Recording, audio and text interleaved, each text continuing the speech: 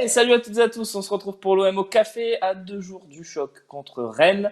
On va faire le point ensemble sur ce qui s'est passé ce matin, l'entraînement à la commanderie. On y était avec les équipes du Phocéen. Salut à tous ceux qui sont dans le chat déjà, merci beaucoup d'être avec nous. Il y a des supporters de Nantes aussi, je vois dans le chat. Non, évidemment que non, mais on est très content de ce qu'ont fait les Canaries hier soir. On va en parler également dans cette petite émission de l'OM au café. Je m'excuse d'ailleurs parce qu'hier on n'a pas eu les conditions techniques nécessaires pour vous permettre d'avoir ce rendez-vous quotidien auquel vous avez pris l'habitude. Merci à Steven qui prend son abonnement de niveau 1, c'est son deuxième mois d'abonnement. Merci à toi Steven, salut, tu me dis salut, je te dis salut. Au but de Palois, j'ai crié comme si JPP avait fait un retourné, nous dit Sanka. Évidemment, évidemment, ça change beaucoup de choses. On va pas se mentir, ce but de Palois, parce que si jamais par malheur on perd à Rennes, on reste potentiellement en Ligue des Champions. Donc même si c'est peut-être la troisième place, ça nous enlève quand même un sacré stress parce qu'en cas de défaite à Rennes, s'ils avaient gagné hier soir et que Monaco s'impose, on se retrouvait quatrième. Donc ça change énormément de choses. Merci à Shkoukin qui se prend son petit abonnement. On est là ce matin. J'ai l'impression qu'on est tous de bonne humeur grâce à l'excellent Nicolas Palois. Je le dis depuis des mois et des mois. Il fait une très bonne saison et il l'a confirmé. Il n'y a plus d'eau dans la Senseo. Cofinho qui nous dit qui s'abonne avec Prime. Mais oui, et oui, l'abonnement de Cofinho, il est là. Merci à toi. Je vois des questions sur Jérémy Attali. Bah, tiens, ça me permet de l'embrasser. Non, il est parti vers d'autres projets. Ce sont des choses qui arrivent dans les sociétés et dans les entreprises. Et en tout cas, voilà, je lui fais un gros bisou parce que je sais qu'il nous regarde de temps en temps. Nico Tix qui s'abonne avec son Prime. Merci les amis. Vous êtes vraiment au top. Hein. Et, je sais même pas si on n'a pas lancé un petit train de hype. J'ai l'impression qu'on est lancé sur une hype incroyable. Palois, à la place de ça la saison prochaine.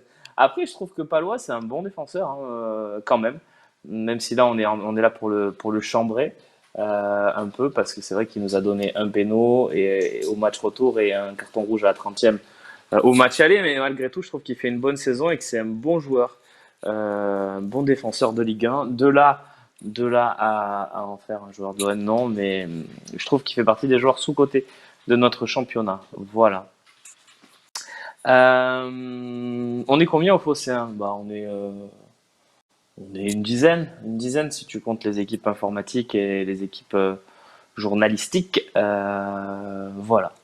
Va-t-on galérer au mercato si on finit troisième ou quatrième? Me demande Eric. Ben, honnêtement, c'est plus compliqué. On va pas se mentir. Après, pour l'instant, le scénario catastrophe, on n'y est pas du tout. On est vraiment lancé, je pense, vers ce scénario de la deuxième place. Alors, évidemment, si tu perds à Rennes et que Monaco gagne, ben, ça inverse un peu les forces en présence. Mais il restera un dernier match où tu pourras battre Strasbourg et espérer une victoire ou un match nul de Lens contre Monaco à domicile, ce qui n'est pas forcément négligeable. On rentre dans le vif du sujet, les amis. Gazawin, on a largement communiqué hein, sur le départ de Jérémy. Il a fait un dernier talk où il a dit au revoir. On l'a salué plusieurs fois dans les émissions qui ont suivi. Donc, non, non, il n'y a pas de mystère, les gars, hein, vraiment. Demandez-lui sur Twitter, hein, vous allez voir. Euh... Arco qui nous dit en parlant d'Atali, quid de Jacques de ses prévisions pour qu'on puisse parier l'inverse. Très bon. Euh... Romain, est-ce que tu as sauté sur le but de Palois? Ben non, je l'ai pas vu et j'ai même pas suivi pour tout te dire.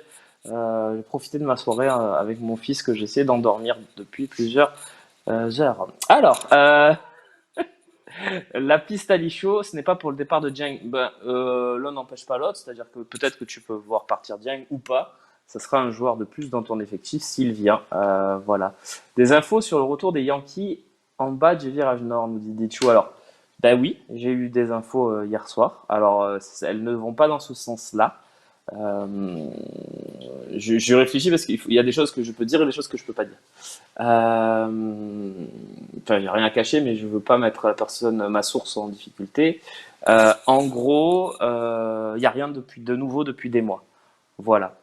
Rien de nouveau depuis des mois, malgré effectivement que Longoria les considèrent toutefois et il y a un contact. Voilà. Mais il n'y a rien de nouveau depuis des mois et ce n'est pas, à l'instant où je vous parle, quelque chose d'actualité. Voilà. J'espère que j'ai répondu à la question. C'est vrai qu'hier, il y a eu une petite enflammade sur Twitter. Donc, on s'est renseigné, on a passé des coups de fil et voilà. Max 10, si on finit troisième, la préparation de la nouvelle saison commencera plus tôt. Pas forcément, parce que le premier tour de la Ligue des Champions, il est juste, je crois, la semaine qui précède le premier match de Ligue 1, donc pas forcément. Hmm. Que penser du nouveau format LDC?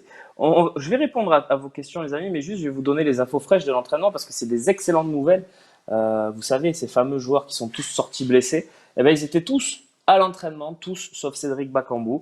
Voilà, c'est le seul petit hic, c'est l'absence de l'attaquant du Congo, mais de la République démocratique du Congo, c'est pas pareil. Euh, donc blessure hein, pour Bakambu. Bakambu de piste, non, non, non, bah, il a signé, il a encore 2 ans de contrat, Bakambu, les gars. Moi, je maintiens que c'est une très bonne recrue. Je sais qu'il y a de la déception par rapport à ses prestations. Je pense qu'avec une excellente préparation, ça va être un attaquant qui peut faire mal en Ligue 1. Voilà. Mais en tout cas, Gerson, Dieng, Tcheletatsar étaient à l'entraînement, Milik et Harit également. Donc oui, ils ont semblé OK, Jom. Donc même si Harit a fait un petit entraînement individuel, c'est testé avant la séance avec un peu le ballon pour voir ses sensations. Mais ça avait l'air d'aller, donc il a même pris part à la séance collective. En cas de grosse vente d'un attaquant étiqueté en remplaçant, t'en penses quoi? Mais étiqueté, c'est 40 millions, les gars. Hein. Donc moi, je veux bien. Et qui ticket d'ailleurs? Mais je pense que c'est impossible. Voilà. Il n'y a pas une histoire de qualif direct par rapport aux Glasgow Rangers. Non, non, non, non, il n'y a pas. Les Glasgow Rangers ne sont pas champions d'Écosse, donc c'est le Celtic Glasgow qui est champion d'Écosse. Donc, non, non, non, il n'y a pas Payet non plus, pardon. Je me suis peut-être mal exprimé, Ziminoki. Il n'y a pas Payet, il n'y a pas Conrad de la Fuente, il n'y a pas Balerdi. Mais c'est des absents dont on sait que la saison est terminée. Voilà. Oui, il y a Bamba. Il y a Bamba pour répondre à ta question. Tu penses quoi de la nouvelle LDC? Je suis pas fan du tout, du tout, du tout, du tout, du tout. De l'idée, du système. Je suis fan de rien en fait par rapport à ce qu'ils ont proposé. Le bonjour de Tokyo. Et coucou Tokyo Vernia, merci. Merci Ad, pour ton message. Euh, Quand aura lieu la conf de presse? C'est à 13h. 13h cet après-midi, voilà. Donc on y est presque. On barème pour faire un 4 sur 4 en Bretagne et à chaque fois Gerson a marqué. Ça, c'est une bonne info. C'est vrai que Gerson est plutôt bon face au club breton. Pas si ça change quelque chose. L'UEFA a critiqué la Super League, mais ils vont tuer le foot eux-mêmes, nous dit Job. Après, sur la formule, il y a du positif aussi. Je trouve que l'idée qu'il y ait un barrage pour accéder en huitième de finale, ça permet d'avoir une sorte de rattrapage pour des clubs comme nous. Qui, par exemple, on va peut-être finir si on fait un bon parcours, on va peut-être finir 22 ou 23e du classement, et bien on aura peut-être un match qui nous permettra d'éventuellement accéder en huitième, ce qu'on n'aurait pas pu avoir en finissant troisième d'une éventuelle poule.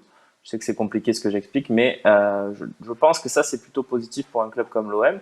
Après, ouais, c'est vrai que ce championnat où tu as 8 matchs, en fait c'est des poules de 9, hein, on n'y comprend pas forcément grand-chose. Donc on va voir. On va voir. Hein, merci Twain, c'est un joli, joli compliment ça. C'est plaisir, merci. Comprends rien au système du mini-championnat. Je pense que ça sera plus clair quand on y sera, j'espère. Ce sera en 2024, donc on a le temps. Salut, salut Homo sapiens. Savez-vous si Sampaoli a déjà développé un jeu en s'appuyant sur des ailiers et des latéraux ou c'est vraiment basé sur les milieux dans tous les clubs où il est passé? C'est une bonne question, mais il me semble que le Chili avait cette capacité à se développer sur les côtés, notamment, même si ça vient beaucoup de. Même les ailiers jouaient plutôt axiaux. Je pense à Alexis Sanchez, par exemple. Oui, oui, je vais à la conf, Jace, effectivement. Oui, l'évolution des fourmis en eau profonde, c'est une bonne question, Massilia. Je pense que c'est chaud. Voilà. Je pense que c'est un peu chaud pour elle. Euh, En finissant second et Rennes Europa ou conférence, peut-on leur prendre des joueurs? Je pense pas. Je pense pas parce que les joueurs dont tu parles et que tu peut-être peux viser, ils sont très chers et ils te les vendront encore plus cher. Donc À mon avis, il n'y a pas trop de possibilités là-dessus. Confiant pour Rennes et j'ai l'impression qu'ils sont moins efficaces devant le but. Ben, moi, je suis pas confiant pour ce match, je te le dis honnêtement. Maintenant, vu ce que fait l'OM cette saison à l'extérieur, j'ai appris à ne pas m'inquiéter. Voilà. Mais intrinsèquement, je suis pas confiant malgré tout. Ma compo pour Rennes, on verra tout à l'heure. C'est ce que je te propose, Massilia. Si tu veux voir une compo pour Rennes, bah, tu viens tout à l'heure à 18 h en direct, évidemment, sur le Phocéen. Talk show, je serai là. Donc, on fera la compo tous ensemble. On va évoquer plein de choses. Il y aura des beaux débats. Vous verrez, ça va être sympa. Euh, euh, Rennes est plutôt fébrile derrière, mais le retour de Haggard exact risque de leur faire du bien. C'est vrai qu'il était suspendu et qu'il y a c'est Santa Maria qui jouait en défense centrale depuis 2 matchs. Et ça, c'est un peu vu. Oui, je viens de les donner, Massilia, les infos, et elles sont plutôt positives pour les blessés, donc je le répète. Un seul absent par rapport aux blessés d'avant-match et 2 matchs contre l'Orient. Milik, Harit, Dieng, Tchaletatsar et Gerson étaient là à l'entraînement collectif. Et donc Bakambu était cet absent. Voilà. On me demande les invités du talk. Je suis très bien, je vais vous les donner. En remerciant d'abord Casteflux qui offre un abonnement. Oui. C'est un beau pseudo, Casteflux. J'aime bien. Merci à toi en tout cas qui offre un abonnement à la communauté. Tu as déjà offert 9 abonnements. C'est très beau, très très beau. Les invités du talk, oui, nous aurons euh, Karim Diouf. Nous aurons Robin Lenoir, nous aurons Idriss Kasmi et nous aurons Titi. C'est toi le boss. Titi, c'est toi le boss. Voilà, le supporter historique. D'ailleurs, je suis allé à l'entraînement tout à l'heure, un cagnard incroyable, le soleil qui tape. Qui y a devant les grilles de la commanderie? Je vous donne en mille. Allez, dites-moi votre avis. Qui? Titi. Il allait bien, Titi. Ah, mais il est au top, Titi. Il n'y a pas de souci, Massilia. C'est une info importante, donc c'est avec plaisir que je la redonnais. Le chant des Niçois, il risque quoi ces abrutis? Bah, tout simplement fermeture à titre conservatoire de leur tribune, et je pense que ça sera bien mérité. Voilà. Euh, Hors sujet, toi qui adores le stade Francis Leblay, pas trop triste de l'arrivée de leur nouveau stade? Non, pas trop triste pour 2 raisons. D'abord parce que j'ai vu le projet et il est très beau, pour être très honnête. Et puis, il est juste à côté de l'aéroport, le projet. Et ça c'est très très bien. Voilà. Ben oui. Parce que quand tu pars de Marseille pour aller à Brest et que tu viens en avion, eh ben hop, un petit coup d'avion, tac tac, on est au stade. Et si tout se goupille bien, on peut même rentrer très vite.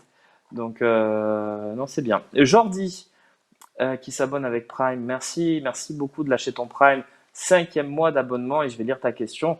Salut Romain, serais-tu satisfait si on jouait la Ligue des Champions l'année prochaine avec uniquement Bakambu et Dieng en avant-centre? Non! Non, bien sûr, parce que je pense qu'il faut, si tu as Milik qui part, parce que je sens que c'est le sens de ta question, il va falloir le remplacer. Après, ça reste quand même des bons joueurs, Bakambu et Dieng, et je pense qu'il y a une marge de progression en Bamba Dieng que moi j'imaginais pas et qui pourrait nous surprendre. Voilà. Brest peut-il titiller Monaco ce week-end? J'y crois pas. Par contre, Lens sur la dernière journée, j'y crois davantage. Euh, Tiens, je vais te répondre, MPG Laurent, j'aime bien ta question. Un point pour finir sur le podium, c'est ça pour moi, oui, parce qu'il y a un écart de 6 buts avec Nice, si je dis pas de bêtises. Et à moins que Nice fasse un carton, un 5-0, ce qui est possible, hein. Mais sinon, et oui, la petite notif, elle vient d'arriver, Mowgli. Merci d'avoir activé les notifs sur le Phocéen. N'hésitez pas à le faire d'ailleurs. Toutes les infos importantes, on vous les envoie via notif si vous avez votre appli. Donc n'hésitez pas à les activer. On n'envoie pas 60 notifs par jour, rassurez-vous. On n'est pas comme certains, mais on vous en envoie 3, 4 pour vous donner vraiment toutes les infos et pour vous tenir informé. Donc si vous n'avez pas activé les notifs, c'est pas bien. Activez-les. MPG Laurent qui me disait tu vois qui descendre? Je sais pas, mais à mon avis Bordeaux c'est chaud, hein. Non, mais Bordeaux et Metz, normalement, ça descend. Après, pour le reste, moi, je pensais que Clermont descendrait cette saison, donc je vais maintenir et je vais dire Clermont barragiste. Voilà. Je sais pas. Qu'est-ce que t'en penses, toi, MPG Laurent? MPG Laurent, super content. Si vous jouez à MPG, allez voir ce qu'il fait sur Twitter. C'est un crack. Surtout pour savoir qui est absent, qui est pas là. L'état d'esprit des Olympiens dans le vestiaire, il est très bon. Franchement, cette saison, le groupe vit bien, comme on dit, et c'est pas, pour le coup, c'est vrai. Cette fois, c'est vrai. Des fois, on dit ouais, le groupe vit bien, et bon, il vivote quoi. En cas d'égalité au goal average avec Nice, on devrait rester devant avec une meilleure attaque et l'avantage au goal average particulier. C'est une bonne analyse, John.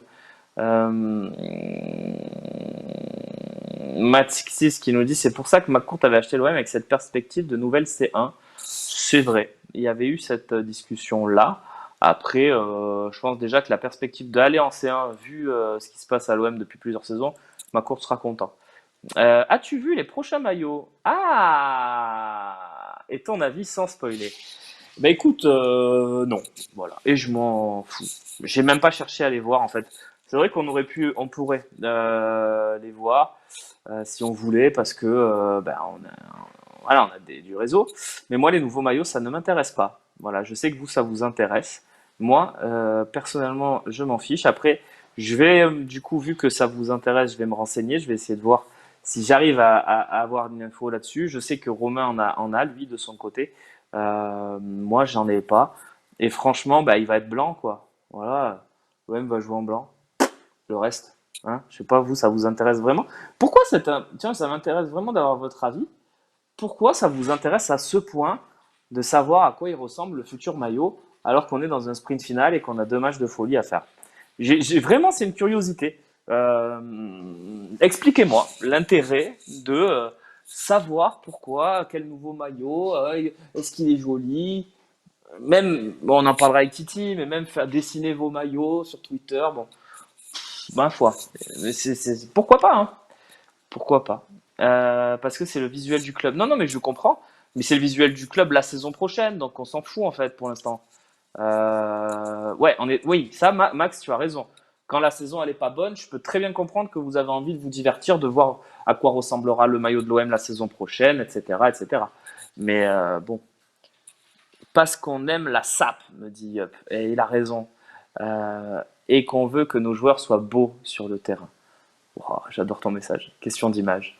Oui, oui, bah écoute, tu peux attendre aussi. Enfin, moi, je serais pas choqué qu'on attende la fin de saison et qu'on n'y pense pas, quoi. Mais après, c'est comme ça. Pourquoi le FC Lyon n'est pas, pas suivi par la DNCG alors qu'ils sont plus endettés que l'OM? Peut-être parce qu'ils ont pu fournir des garanties financières que l'OM n'a pas pu fournir. J'ai pas l'info, mais ça ressemble à ça quand même. Je vous ai mis le feu avec cette histoire de maillot, hein, les gars, hein, je suis désolé.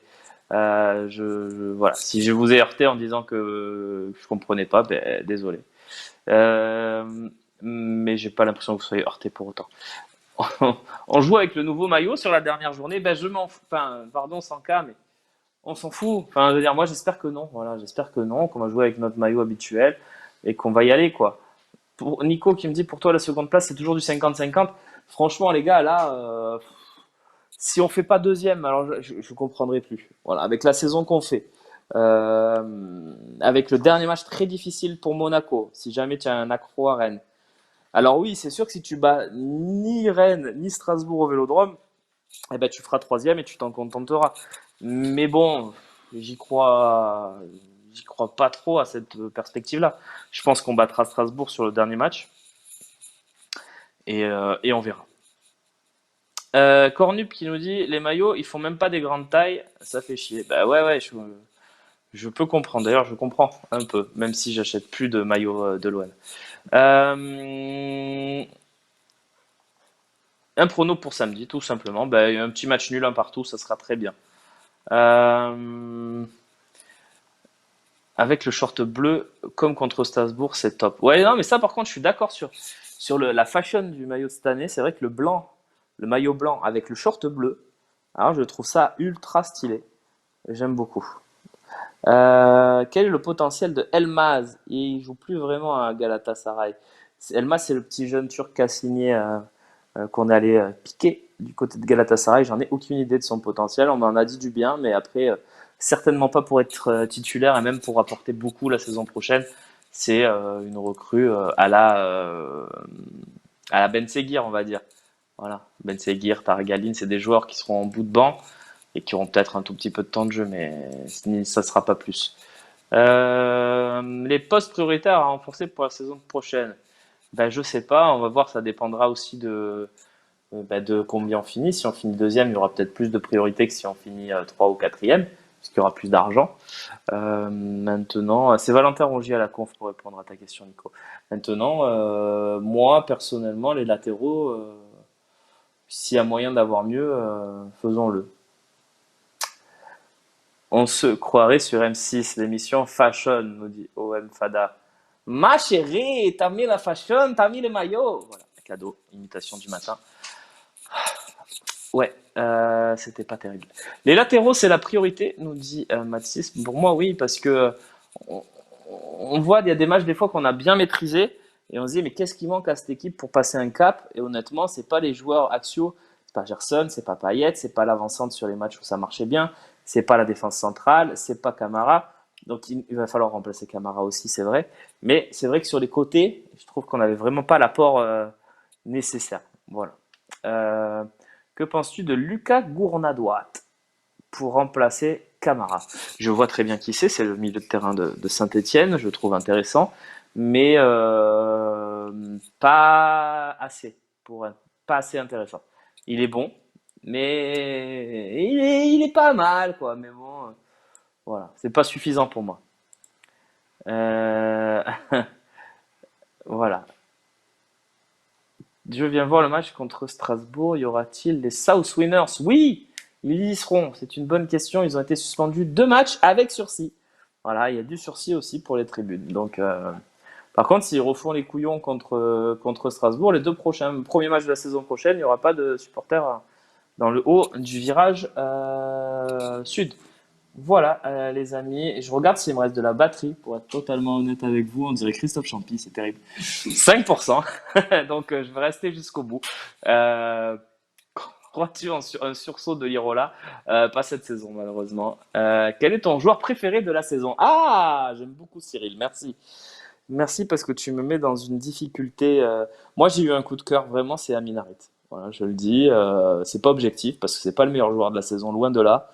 Je pense que Gerson, si tu es plus objectif, Gerson, Guendouzi, Payet, c'est au-dessus. Mais je trouve que ce qu'il a apporté dans la deuxième partie de saison, mars-avril, bah, c'est ce qui nous permet d'être là aussi aujourd'hui. Donc moi, je donnerais voilà, mon joueur préféré, mon joueur frisson. Si j'étais simple supporter, si j'allais au Vélodrome pour kiffer, bah moi c'est Amin Harit. Voilà. Euh, Tu mettrais combien max pour le prendre? Bah c'est compliqué parce que malgré tout, tu as quand même beaucoup de joueurs offensifs de qualité. Je sais pas, entre 8 et 10, mais j'espère que ça peut se négocier à moins. Voilà. Gender et Ndouzi, nous dit Mathis. Vous allez flipper, mais j'adore Lopez et Pérez. Mais le meilleur, ça reste Gerson. Ouais, non, non, mais ils ont fait une bonne saison, hein, que ce soit Lopez ou même Pérez. Pérez, il a un style, Luan Pérez, il a un style totalement entré. Il a un style totalement atypique, Luan Pérez, qui fait que des fois, il peut être très énervant et à Lorient, je l'ai trouvé excellent. Mais c'est vraiment son style qui fait ça. Et Rongier, ouais, Rongier, mais Rongier, c'est un coup de cœur de long terme. C'est un joueur que j'aime beaucoup depuis longtemps. Donc, c'est vrai, j'aurais pu citer Valentin, ouais. Tu sais, si ça discute pour Harit, je suis persuadé que l'OM se renseigne. Parce que vu la fin de saison qu'il fait, ça serait dommage de le laisser partir sans avoir tenté quelque chose. Que ça soit un deuxième prêt, que ça soit une petite offre, même si voilà, je serais très surpris qu'on n'essaye pas quand même. Parce qu'il s'est bien intégré sur la fin, voilà. Meilleur Gerson, plus régulier que Guendouzi, indispensable Camara. Mais c'est une question de goût, Zouti. Voilà, tout simplement. Euh, Quelle est ta plus grosse déception de la saison, Kourskino, qui veut qu'on finisse l'émission en pleurant? Ma plus grosse déception, bah, franchement, très honnêtement, c'était jeudi dernier, quoi. C'était jeudi dernier. Enfin, le match aller et le match retour, je dirais, parce que je pense que t'es 3 fois plus fort que Feyenoord. T'as pas le droit. T'as pas le droit dans une saison où tu donnes beaucoup de plaisir par avec de la qualité, avec du jeu, avec un nouveau style, un nouvel élan. T'as pas le droit dans une compétition de troisième zone comme ça, où tu as l'occasion de gagner un titre européen, ce qui n'est jamais arrivé dans le foot français, à part deux fois, une seule fois dans un titre majeur, c'était nous, et un titre mineur pour Paris. Tu as l'occasion d'aller te chercher aussi un titre mineur sur la scène européenne, ce qui honnêtement est très difficile dans le foot moderne, et tu le fais pas, quoi. Donc moi je suis très frustré par rapport à ça. Après, je suis quand même content de la saison. Voilà. Le joueur qui m'a le plus déçu cette année, bah, y a pas de doute. Il n'y a pas de doute, c'est Luis Enrique. Enfin, je veux dire, fini la saison avec 5 passes décisives l'année dernière, tu te dis, ouais, en fait, ça y est, il se lâche et tout. Et là, cette saison, à chaque fois qu'il touche le ballon, c'est contrôle, je me retourne, je remets derrière. C'est. Est-ce que Radonjic n'est pas meilleur que Luis Enrique? Mais il y a pas match. Je veux dire, enfin, je sais pas. Radonjic, il a mis quand même des buts très importants. Refaites-vous-les, hein, si vous vous doutez de ce que je dis. Mais Luis Enrique, son seul but à l'OM en 2 ans, c'est contre. Aide-moi, Rémi, le seul but de Luis Enrique à l'OM. Euh, oui, je le vois, Ouais, mais c'est Canet machin là. oui, c'est contre Cannes. Voilà, Canet machin. Donc c'est contre Canet machin. Vous voyez le seul but de Luis Enrique. Donc moi je suis désolé, c'est très insuffisant. Il a beau avoir 20 ans, tout ce que vous voulez, l'adaptation, à un moment donné, c'est bon quoi. Euh, En même temps, tu l'as pas inscrit pour la Coupe européenne. Imagine son moral aussi. Ben, en même temps, c'est la logique sportive, hein. Il est pas bon, tu l'inscris pas quoi. T'as une place, t'as un mec à faire sauter. L'erreur, c'est de pas avoir fait sauter Alvaro a posteriori, puisque 2 ou 3 semaines après, il sortait des plans et tu pouvais pas le savoir. Euh, non, j'ai pas d'infos sur ça, Laurent, sur pour comment vit Gerson, le fait de pas être appelé. Je pense qu'il y a une déception parce que la Coupe du Monde c'est dans 2 rassemblements, donc voilà. Et Nassien qui nous dit Romain des infos sur le futur de Mandanda. Mandanda, il est focus sur l'objectif. Là, il pense pas à son avenir. En tout cas, il y pense très peu. Il veut vraiment finir la saison en beauté. Peut-être finir son aventure à l'OM en beauté. Moi, je crois que ça ne va pas se finir. Mais ça, c'est un ressenti. Je pense que Steve va rencontrer Pablo Longoria et Jorge Sampaoli à la fin de la saison. Il leur dire on fait quoi maintenant? Vous avez acheté Lopez 12 millions. Alors, c'est quoi le plan? Est-ce que c'est de vraiment l'installer? Est-ce que vous laissez cette pseudo-concurrence entre nous? Je pense que Steve a beaucoup de choses à voir avec sa direction à la fin de la saison. Il lui reste, à mon avis, 2 saisons potentiellement à haut niveau parce que c'est un garçon incroyable, extraordinaire, c'est un phénomène. Alors, est-ce que ces 2 saisons à haut niveau, le haut niveau sera suffisant pour l'OM? Je ne sais pas, mais en tout cas, je pense qu'il peut jouer en Ligue 1 ou même à l'étranger jusqu'à 39-40 ans. Et je pense qu'il a envie. Donc, pourquoi pas. Après, je n'ai pas d'infos particulières, voilà, pour être honnête. Remaya qui me demande si je joue à Sorare, je suis tenté. Après, faut des sous. Et bon, il faut des sous. Et j'ai pas de sous, donc voilà. Enfin, j'en ai, mais pas assez pour jouer, acheter des cartes virtuelles à 1000 balles. Euh, Même si ça c'est tentant, j'avoue. Je trouve incohérentes les infos qu'il envoie à Nice. Quel intérêt pour eux hors vente de Benitez? Je suis d'accord avec toi, je comprends pas non plus. Parce que Benitez, il est bien installé. Donc ça m'étonnerait. Est-ce qu'il y a des non-marseillais au Phocéen? Est-ce qu'il y a des non-marseillais au Phocéen? C'est une bonne question. Il y en a. Il y en a plus. On peut dire qu'il y en a plus. Non, mais il y en a pas, je crois pas. Je crois pas. Non, je crois pas. Informatique. Ah, l'informatique, mais c'est pas pareil. Ah, c'est pas pareil. L'informatique, ils comprennent pas le ballon, ils savent pas. Il y en a un qui avait la tête. Oui, mais il est pas marseillais, lui. Je crois pas. Un peu. Bon, il met des maillots de l'OM. Bon, je crois que ça, ça commence à être n'importe quoi ce live. Je vous rappelle juste les infos du jour de l'entraînement, en espérant que ma batterie tienne. L'OM qui pourra compter possiblement sur tous ses joueurs sauf Bakambu pour le match à Rennes. On était ultra inquiets après Lorient. C'est vrai que sur le scénario le plus pessimiste, tu te retrouvais avec l'attaque under Luis Enrique. Obligation de mettre Kolasinac et Lirola. Enfin, c'était une catastrophe. Mais finalement, apparemment, l'effectif est plutôt cohérent pour affronter Rennes et ça fait plaisir. J'espère qu'on va prendre des risques avec la santé de nos joueurs et qu'on va aller chercher cette victoire. Je devrais pas dire ça. Non, pas prendre des risques, mais j'espère qu'on va. Ben, que s'il y a un truc à tenter, ouais, une petite infiltration, un truc, voilà, c'est des pros, on les soignera après, quoi. À quelle heure la conf de Rongier? C'est à 13h, je crois. C'est ça, Rémi? 13h00? Ça ne m'arrange pas tout ça. Bon. Voilà, 13h00, si vous voulez suivre évidemment ce qui va suivre de la conf. Est-ce que j'ai parlé des supporters niçois? J'en ai dit un mot et j'ai pas forcément envie d'en parler plus. On a parlé des conséquences pour eux. Bah, ça sera certainement une suspension, j'espère, de tribune à titre conservatoire pour tout le COP. Mais bon, je vais donner mon avis quand même.